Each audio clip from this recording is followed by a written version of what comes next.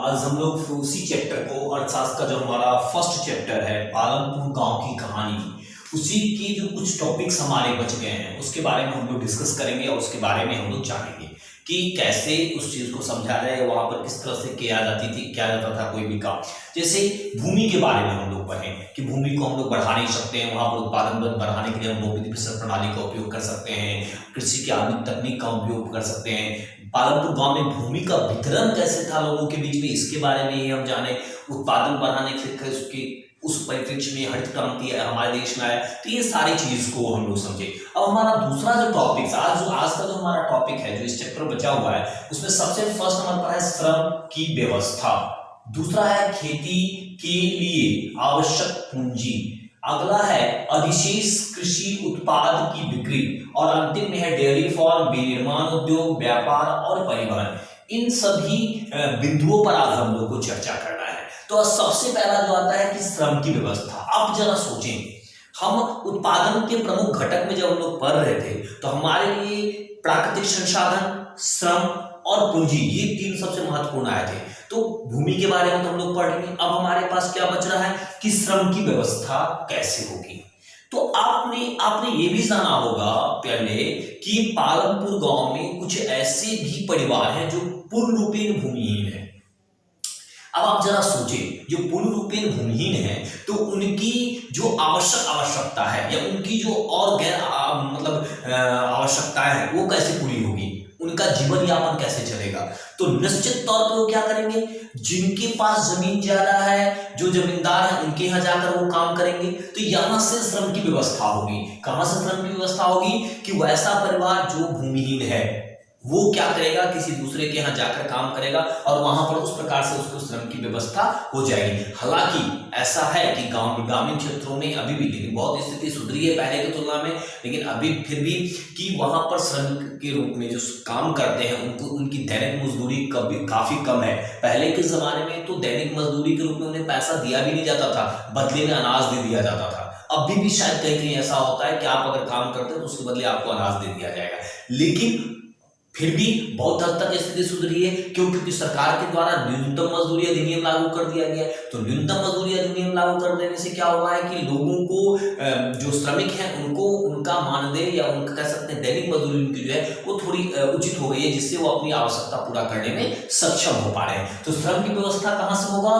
तो वैसे भूमिहीन परिवार जिनके पास खेती नहीं है, खेती करने के लिए भूमि नहीं है, तो वो जाकर श्रमिक के रूप में काम कर सकते हैं। हाँ, लेकिन यहाँ पर कुछ और ऐसे परिवार भी जाकर काम कर सकते हैं। आप ये भी पढ़े होंगे उसमें कि कुछ ऐसे परिवार हैं जिनके पास 2 हेक्टेयर से कम भूमि है। तो अब अगर 2 हेक्टेयर से कम भूमि है, उनके परिवार में सदस्यों की संख्या अधिक है, तो निश्चित तौर पे वो आवश्यकता कैसे पूरा करेंगे, तो कहीं ना कहीं जाकर वो क्या करेंगे, श्रमिक के रूप में काम करेंगे और उससे जो उनका अर्थोपार्जन होगा उससे अपनी आवश्यकता पूरी करेंगे। दूसरा बिंदु हमारे पास है खेती के लिए आवश्यक पूंजी। अब खेती के लिए आवश्यक पूंजी को आप 2 तरह से समझें। जैसे पालमपुर गांव में जो है ये एक ऐसे किसान थे जो छोटे किसान थे, जिनके पास 2 हेक्टेयर के लगभग जमीन है। कुछ ऐसे हैं जो बड़े किसान हैं जिनके पास 2 हेक्टेयर से अधिक भूमि है। अब ये जो छोटे किसान हैं, इनका उत्पादन जो है उतना ही है जितनी इनकी आवश्यकता पूरा होती है। मान लीजिए इनके धान की खपत इनके यहाँ सालाना जो है वो 5 टन है और इनका उत्पादन भी 5 टन हो रहा है, तो इनके पास तो बचेगा कुछ नहीं साल भर। ये साल भर जो अपना उत्पादन किए हैं वो अपना खाएंगे। अगर मान लीजिए जो बड़े किसान हैं, यहाँ छोटे किसान हो गए और जो बड़े किसान हैं, मान लीजिए बड़े किसान जो हैं, तो बड़े किसान के पास मान लीजिए उनके घर में अगर साल में 7 टन धान का खपत है और उनका उत्पादन 15 टन हो रहा है, तो यहाँ पर उनकी उत्पादन ज्यादा हो जा रही है। तो ये क्या कर सकते हैं, अपने उत्पादन को क्या करेंगे, बेच सकते हैं। अब देखिए, हमारा टॉपिक है कृषि के लिए आवश्यक पूंजी कहां से आएगा। जैसे अगर बीज खरीदना है, सिंचाई के लिए हमें नलकूप के पास लगाना है, ठीक है, हमें खाद डालना है, कीटनाशक दवाओं का छिड़काव करना है, तो ये सब चीज के लिए पूंजी चाहिए। तो यहाँ ये छोटे किसान है, इनके पास 2 ही रास्ता बचता है।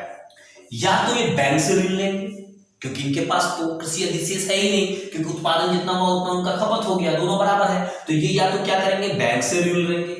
अगर वो ये बैंक से ऋण लेते हैं तो बहुत अच्छी बात है, क्योंकि बैंक बहुत कम दर पर ऋण देगा और लंबे समय तक ऋण देगा। या नहीं तो फिर उनके गांव के जो महाजन हैं उनसे जाकर ये ऋण लेंगे। लेकिन यहाँ ऋण लेने से उन्हें नुकसान होता है ये कि इन्हें ब्याज का दर बहुत ज्यादा देना होता है। उसके बाद हो सकता है कि ऐसा हो वो महाजन अपने खेत में उनको श्रमिक के रूप में काम करवाने लगे, तो दोहरी नुकसान यहाँ पर होती है अगर हम अपने गांव के महाजन से लेते हैं। लेकिन अगर बैंक से हम ऋण लेते हैं तो हम कम दर रहेगी, ऋण जो है उसकी वो कम दर रहेगी, उसका दर, और प्लस कोई हमें उसके खेत में जाकर काम करने की आवश्यकता नहीं रहेगी। अब बड़े किसान क्या करेंगे यहाँ पर, अपने कृषि अधिशेष को, जो उनका जो बचा हुआ, जैसे उनका साल भर का खपत है 60 टन और उनके पास उत्पादन 15 टन का हो रहा है, तो क्या करेंगे, वो इसको बेचकर जो आवश्यक पूंजी है, वो जो कृषि उत्पाद के लिए आवश्यक पूंजी चाहिए उसकी व्यवस्था कर सकते हैं। दो तरह के किसान, ये समझ में आ गया कि कृषि के लिए आवश्यक पूंजी कहां से व्यवस्था होता है। तो जो छोटे किसान हैं या मझोले किसान आप उनको कह सकते हैं, वो या तो बैंक से ऋण लेंगे या फिर अपने महाजन, गांव के महाजन से या बड़े पूंजीपति से या जमींदारों से ऋण लेंगे, ठीक है। लेकिन जो बड़े किसान हैं वो अपना क्या करेंगे, कृषि उत्पादन को बेच के उससे भी वो अपना चाहें तो कृषि के लिए आवश्यक पूंजी इकट्ठा कर सकते हैं। अब हमारे पास आया कि अधिशेष कृषि उत्पाद की बिक्री, इस यही पर स्पष्ट हो गया है। क्या स्पष्ट हुआ कि अगर उनका उत्पादन मान लीजिए 15 टन है और उनका सालाना खर्चा जो यहाँ पर 60 टन है, तो निश्चित तौर पे ये जो कृषि अधिशेष हो गया, ये क्या हो, ये जो बच रहा है यहाँ पे जो डिफरेंस है, ये डिफरेंस कितना का है, ये डिफरेंस आपका जो आ रहा है, ये 8 टन का जो डिफरेंस आ रहा है, ये 8 टन ये क्या करेंगे, अपना बेच सकते हैं। वो 8 टन में ठीक है, 8 टन के लिए कुछ हो सकता है कि ये क्या करें, 5 टन या 4 टन जो है वो अगले साल के लिए रखिए कि कहीं ऐसा हो कि मौसम खराब हो जाए, कोई प्राकृतिक आपदा आ जाए तो उत्पादन नहीं होगा या कम उत्पादन होगा, तो 4 टन वो क्या करेंगे, अगले साल यूज करने के लिए रखेंगे। फिर भी उनके पास 4 टन बचेगा तो ये 4 टन को क्या कर सकते हैं, बेच सकते हैं, और उससे जो पैसा आएगा उससे अपना कृषि कर सकते हैं। ये हो गया कृषि अधिशेष, मतलब आपकी आवश्यकता के बाद जो आप उत्पादन करते हैं वो आपका कृषि, और उसको जब आप बेचते हैं तो कृषि अधिशेष कहलाता है। वैसे आप लोग ऐसे समझिए इसको, आप लोग जिस गांव में रहते हैं बहुत सारे ऐसे किसान होंगे जो सब्जी का उतना ही उत्पादन करते होंगे जितना उनके घर में आवश्यकता है, लेकिन बहुत सारे ऐसे किसान भी कि इतना ज्यादा उत्पादन करते हैं कि अगल बगल जाकर कई शहरों के बाजार में जाकर वो अपना सब्जी को क्या करते हैं, बेचते हैं। तो वो कृषि अधिशेष कहला है कि आपकी आवश्यकता से अधिक जो उत्पादन हो रहा है, जिससे अपने आर्थिक लाभ के लिए आप उत्पादन कर रहे हैं, वो कृषि अधिशेष की श्रेणी में आता है। अब आते हैं कि पालनपुर गाँव में और क्या क्या काम होता था। तो यहाँ पर एक देख रहे हैं आपको लिखा हुआ है डेयरी फार्म। डेयरी फार्म बहुत सारे ऐसे लोग क्या किए हैं कि अपने यहाँ 10 गाय 15 गाय या भैंस रखे हुए हैं, दूध और दूध से संबंधित उत्पादन संबंधित जो सामग्री है उसका वो उसको बेच रहे हैं, जिससे उनको अर्थोपार्जन हो रहा है, पैसा आ रहा है उनके पास, ठीक है। दूसरा विनिर्माण उद्योग, ये छोटे मोटे पैमाने पर होता है। एक विनिर्माण उद्योग आप उदाहरण ले सकते हैं कि आप जिस गाँव में रहते हैं वहां पर अगर आप देखेंगे तो लोग ईटा बनाते हैं और फिर उसको बेचते हैं पका देने के बाद, तो एक विनिर्माण उद्योग हो गया। कुछ ऐसे हैं जो क्या बोलते हैं, लकड़ी का सामान सब बनाते हैं और फिर उसको बेचते हैं। आपके अगल बगल में देखते होंगे आप, अगर वहां पर है कोई ऐसे रहते हैं तो वो मिट्टी का बर्तन बना के बेचते हैं, तो ये सब विनिर्माण उद्योग हो गया। तो छोटे मोटे विनिर्माण उद्योग भी हमारे आसपास गाँव में है।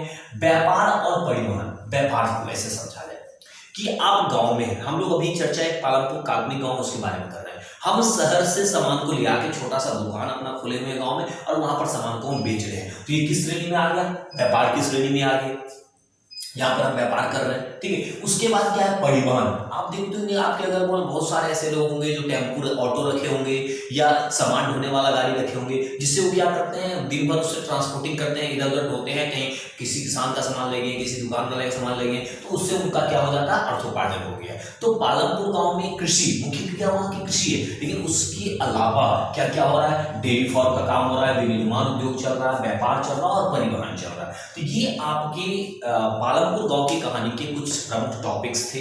अगर आप इसको शुरू से फिर से एक बार देख लें, अगर रिवीजन हम लोग कर रहे हैं, तो पहले हम देखें कि अर्थशास्त्र का मूल विचार क्या है, तो वहां पर उत्पादन और मांग का हम लोग उत्पादन और मांग के बारे में हम जाने कि अगर मांग होगी तो उत्पादन होगा। ये याद रखना है कि किसी चीज की अगर मांग होगी तो उसका उत्पादन बढ़ेगा, ठीक है। मैं उदाहरण के द्वारा आप लोगों को बता चुका हूं। फिर उत्पादन का उद्देश्य क्या है, उत्पादन के प्रमुख संगठन क्या क्या है, उन्हें किन किन चीजों की हमें आवश्यकता होती है, उत्पादन किस परिस्थितियों में किया जाता है। इसके बाद हम लोग जाने कि वहाँ पर यदि मान लीजिए हमारे पास भूमि अस्थाई है तो उस कैसे उत्पादन को बढ़ाएंगे, कैसे आवश्यकता की पूरी की जाएगी, तो उसमें बहुविधि फसल प्रणाली के बारे में पढ़े हम लोग। फिर हम लोग वहाँ पर पढ़ें कृषि की आधुनिक तकनीक का प्रयोग, और आज कुछ टॉपिक्स जो देखें कि श्रम की व्यवस्था कैसे होगी, खेती के लिए आवश्यक पूंजी कहाँ से आएगा, अधिशेष कृषि की बिक्री कैसे होती है, और क्या क्या कार्य कृषि के अलावा और क्या क्या कार्य पालनपुर गाँव में किए जाते हैं। तो ये आपके फर्स्ट चैप्टर के बहुत सारे टॉपिक्स थे। अगर आपके पास बुक अवेलेबल हो एक बार पूरी किताब को, पूरी चैप्टर को आप अच्छे से पढ़ लें। कहीं किसी टॉपिक्स में अगर आपको गलती हो तो जितने मेरे विद्यालय के बच्चे हैं उनको अगर मेरा व्हाट्सएप नंबर पता है तो मैसेज करके जानकारी ले सकते हैं। लेकिन एक काम जरूर आप लोग करें कि सुने ध्यान से और समझने की कोशिश करें। कहीं पर अगर समझने में दिक्कत हो तो निश्चित रूप से मुझे मैसेज करें। Thank you.